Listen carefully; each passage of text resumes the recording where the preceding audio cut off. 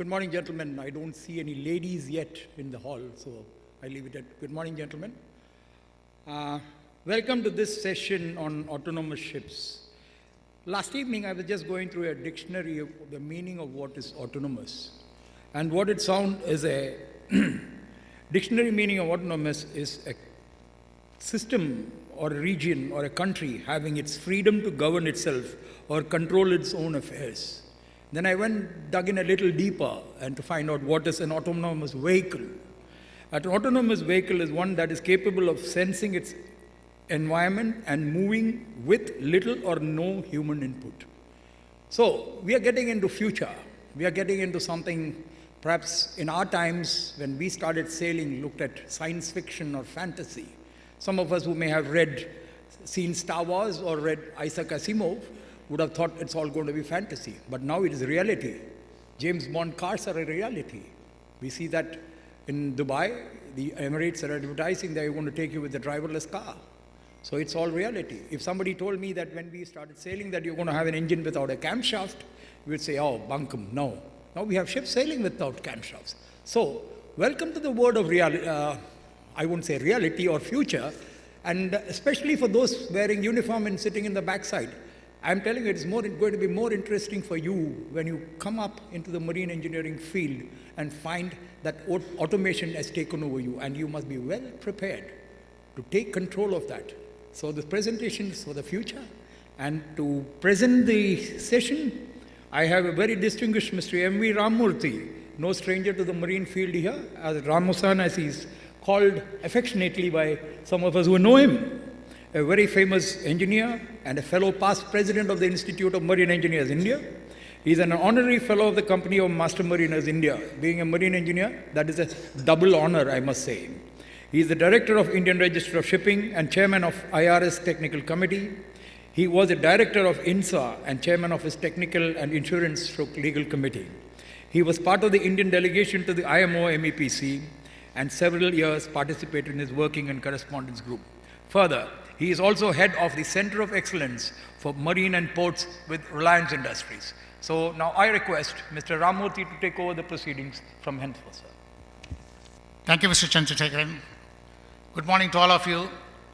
I still cannot figure out any lady here, but anyhow, for future attendance I can put, okay, you are there.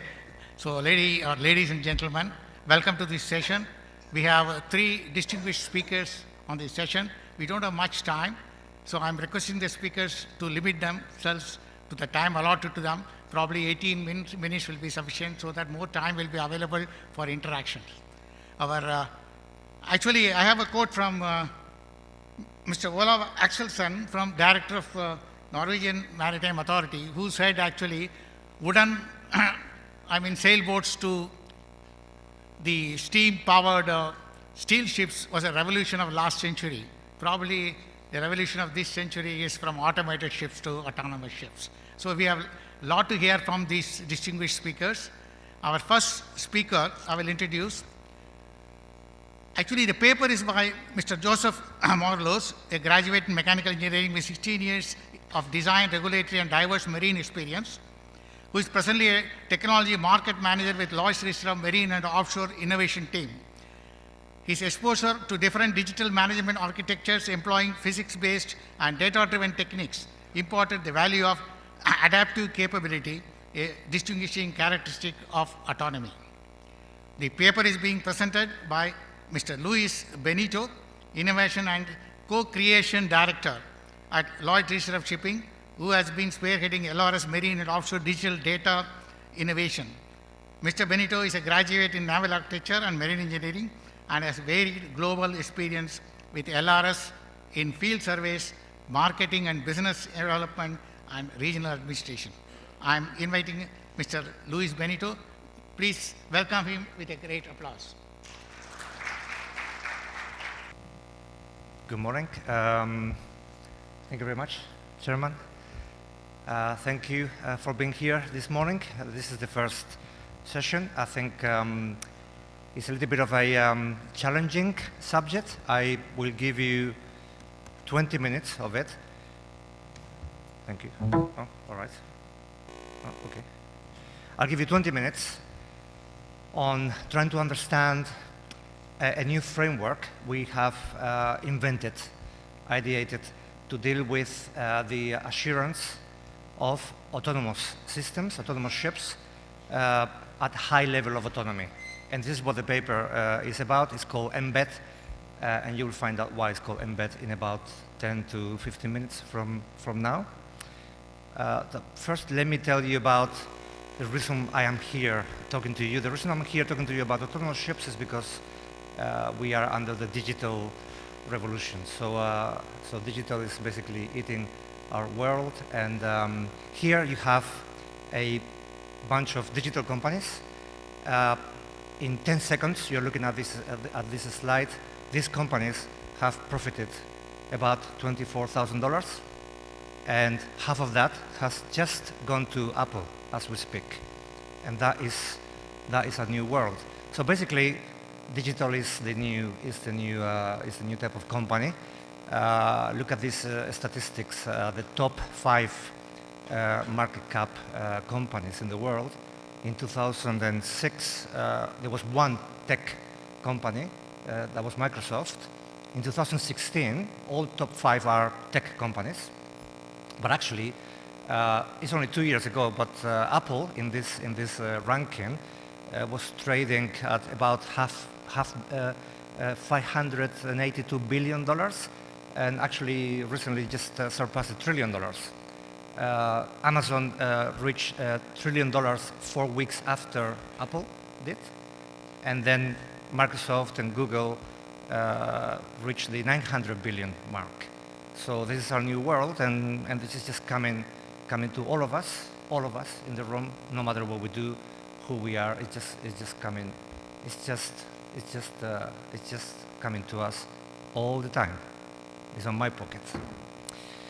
The digital is coming to industry, and the reason why it's coming to industry also so fast is because in this example you have this company called DeepMind Artificial Intelligence. This company has managed to reduce the Google bill in cooling down their data centers by 40%. By 40% is something of a unthinkable percentage of effectiveness increase in any mature industry. This is just achieved at the beginning of the application of artificial intelligence into this particular industry. So digital is just taking the attention of everybody. It's coming to all types of industries, and as you can guess, it's also landing in marine. On the marine industry, about 2011, 12, Lloyd's Register issued a publication we called Global Marine Trends 2030. We identified 18 technologies that will probably shape marine for good, and many of those were related to digital. It was about digitizing or digitalizing, and sure enough, now we can see 6 years on, these technologies are coming to shipping in many ways. The reason they come to shipping is because they deliver effectiveness, efficiencies in operation. They deliver better performance to companies who are adopting. We believe in Lloyd's Register that these technologies will also enhance the safety of our industry, and this is another reason why these technologies actually will find a space. They really tackle environment, performance, and safety. So autonomy is perhaps the one area in maritime that is actually adopting digitization the fastest.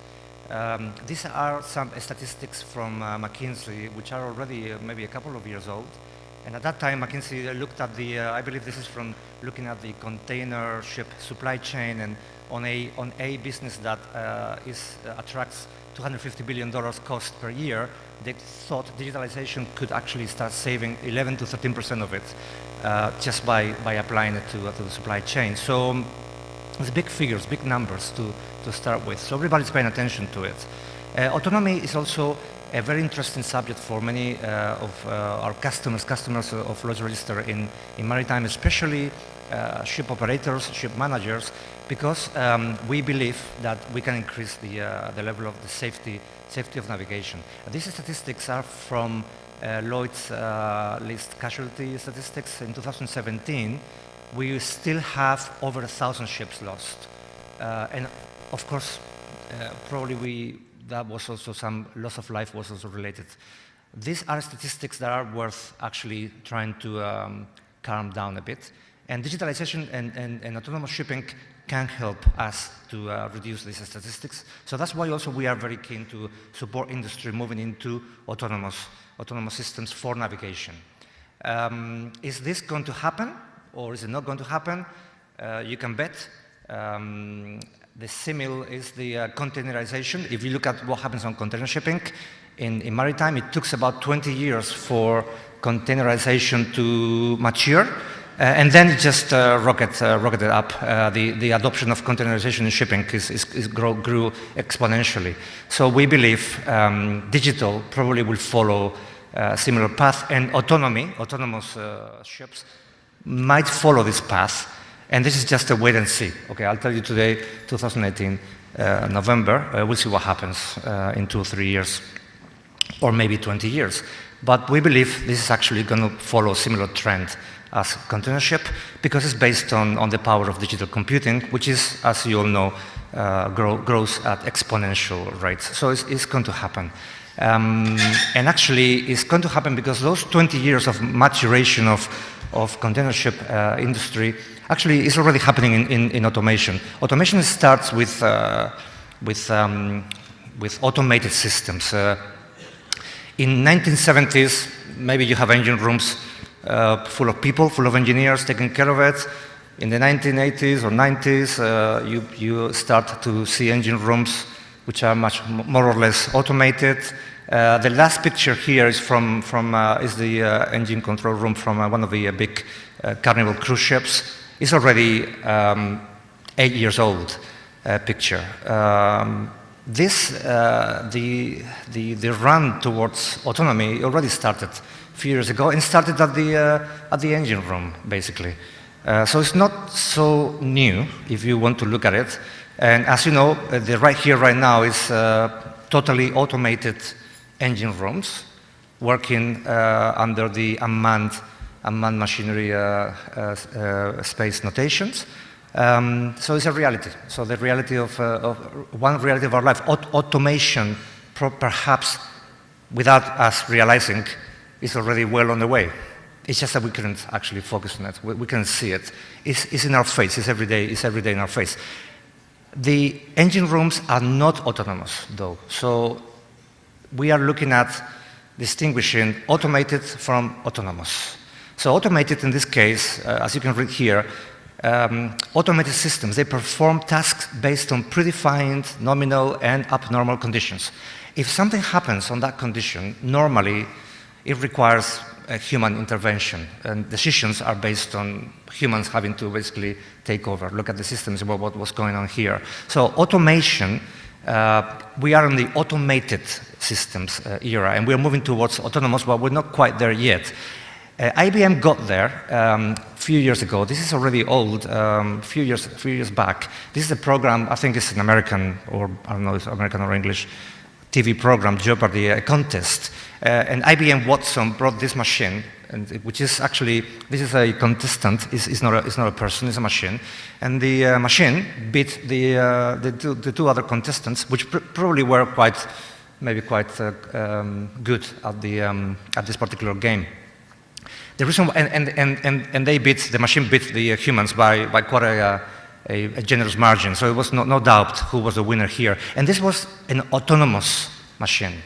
Autonomous meaning this machine had some intelligence built in, has some computing intelligence. The machine was able to learn from what was going on around and adapt to changes that were not pre-programmed, pre-planned. So this is where you start building intelligence in the way the machine operates.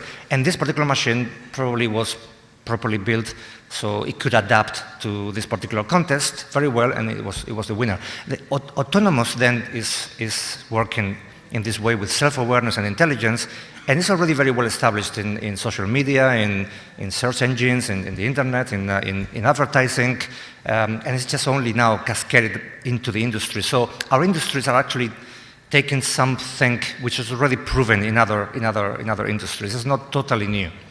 And then maybe some of you may remember the Terminator movie. This is a movie from the 1980s, I think. For those of you who maybe don't know what this movie is about, this is the Terminator. This is the T-800 machine. And this Terminator, according to the movie, was ruling the planet. So we, the humans, we were actually under the Terminator law in the year 2040 or 50, something like this. Well, actually, this machine, in the first movie, we all believed that the humans could be run by the law of this type of machine. But there was a little mistake. The machine was automated, but it wasn't autonomous on the first movie. This machine was a machine programmed, coded to deal with certain scenarios, certain activities, but not with everything that could happen around the machine. And the machine will fail very quickly as soon as the boundary conditions around it will change. It will fail very fast. Up to now, up to that time, the movie maker maybe thought he got some hit. Maybe somebody told him that, wait a minute, you missed the trick here. I mean, we are not going to be ruled by this kind of machine. So then they created in subsequent movies, the next Terminator, the Terminator T-800S series. This Terminator was autonomous. So this Terminator had an intelligent computer in. It was able to it has self-awareness. It could perform diagnostics. So it could see what was around him or whatever, and it was able to study his own capabilities. How good am I doing diagnostics? Are all my systems 100%? Are my weapons fully charged? And then he was able to do a correlation. This is me and my capabilities, and this is the environment, and take the decision whether I could deal with it or not. This is autonomy. It's a level of autonomy, and this is decision making by the artificial intelligence built into the machine. So the second movie, third movie, I started to believe that this kind of Terminator, yeah, if we let them free and no unregulated, yeah, they could take over. So we created this regime to make sure that we actually can manage the artificial intelligence, and actually we can bring some sense. We can make the autonomous shipping, autonomous world safe. And about 2 years ago, we established this framework and these autonomy levels for ships, and we looked at the autonomy as a journey. So the journey could be, some people are starting from manual to automated, to then autonomous, to then fully autonomous. And some of our clients already adopted this framework, and there's some ships, and this is only some examples of ships that actually are sailing up there, and they have been certified, assured against our framework, our levels of autonomy, and they are looking at, there are ships that are behaving as AL2, AL3 type of ships. So these particular clients decided to enter into the autonomous journey more or less in the middle, and now a few of them are also making their progress to see whether they can actually start reaching high levels. But this is not always the case. The case is not about people wanted to become autonomous at a slow pace. There's also some clients that are looking at becoming autonomous, highly autonomous, sort of as soon as possible. Is that possible, or how can we deal with that? So in order to deal with the people who want to become fully autonomous or very autonomous quickly, we need to rethink the way we apply our assurance framework. And then we created this new framework, which I am basically giving you the very highlights of today. This, for example, is one of those type of ships, although this was an experiment, it's not a real ship operating, that we looked at started 4 years ago. There was an EU-funded project, and there was a consortium of people, Lloyd's Register, Rolls-Royce, Atlas Electronics, and some other companies, and we were looking at this ship, unmanned, a test tested under controlled environment but with a very high level of autonomy, AL4, AL5. So in delivering assurance for this ship, the assurance that this ship will be working in a safe way against our requirements, okay, do we risk assess this project, this ship, or do we subject this ship to multiple testings, and do we spend years collecting data and looking at it, and then maybe we will take a decision whether the ship is autonomous or is not autonomous, or it can work or not? And okay, yes, we can test the safety of this ship working in autonomous mode, doing risk assessments and spending time and years. But my customers don't like this approach. Normally they say to me, well, I'm not going to spend 10 years waiting for you to know whether this actually can sail, can go on at sea or not. So then we thought, okay, fine, let's see how else we can do it. So let's develop a new framework. And this is the idea that can deal with this kind of ships in a faster way. Our framework is still based in fundamentals. We look at arguments at three levels. We look at technical arguments of autonomy, we look at compliance arguments, and we look at confidence arguments.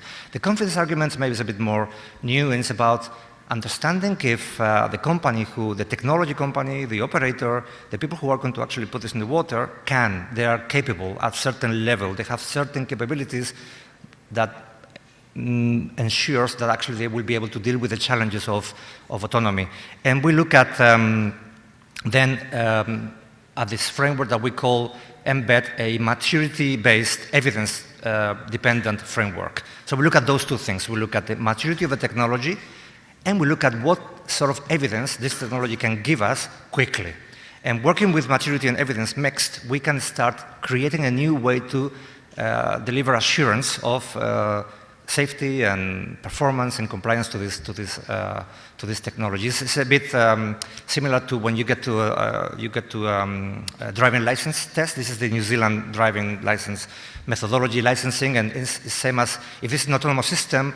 It has to start with certain rules, then it will learn, adapt, take the rules, learn the rules, apply the rules in a confined environment, and then finally the system will be able to apply the rules in a full free environment. That's the same philosophy with this framework, and the framework is also looking at what is it really that you want to do with the ship, how autonomous and for what mission, for what purpose. Are you going to sail autonomous in the middle of the Pacific, or are you going to sail autonomous through the Malacca Strait, or what? So it's a very different type of situation and argument.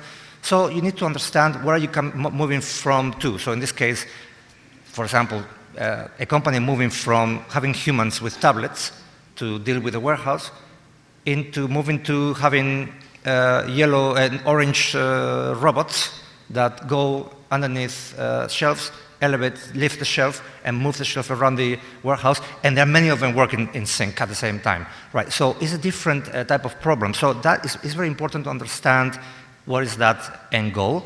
And then testing. But the testing is, we believe, is the testing done in what people call now synthetic environments, synthetic labs. What is that? Well, that is actually a place where you can simulate what is going to happen before it happens. It's like a bridge simulator. On bridge simulator, you're testing the human. So you put the human on the bridge, and the simulator gives you're entering certain port with certain water, certain weather, and the human will navigate the ship. Right, well, this is about navigating the artificial intelligence. The autonomous system will be run by artificial intelligence. The artificial intelligence will be trained by the synthetic environment. So you build the environment to give the artificial intelligence all the information that it needs to understand what it's going to face when it goes on the field. And then you build all the potential risks in, you build the potential accidents, you simulate these real conditions. So the artificial intelligence will start learning before it is actually placed on this ship. So we make it safe at the synthetic environment. This is done with cars right now, with autonomous cars. This company called NVIDIA, which is a huge AI company, is already creating these synthetic environments to test autonomous driving, and you can simulate anything that you know happens in real life. So finally, just to finish, This is when, applying this framework in this way, we will be able to then put it on the ship, get the artificial intelligence to work on the ship at sea, under monitoring. Under monitoring because the one thing that is happening now, which is very interesting, you can call this commissioned, you can call this tested, but you know what? If it's really good, it's going to change all the time because it's going to keep learning every time. Every time something happens, it's going to collect data and it's going to inform the algorithm and it's going to learn again. So we need to monitor the performance of the artificial intelligence on board, and people adopting this level of autonomy will probably have control centers to monitor the artificial intelligence. And we are regulating those control centers. There could be a control center on the ship, it could be shore, or it could be both. But basically, in working in this way, in looking at the fundamentals, technical compliance and confidence, in looking at the maturity of the technology, the goal, the scenario, testing synthetically, and then monitoring physically is how we are now working with some clients in accelerating the assurance, the approval of high levels of autonomy for shipping. And this is the way this is happening today, and that's the end of my presentation. Thank you very much.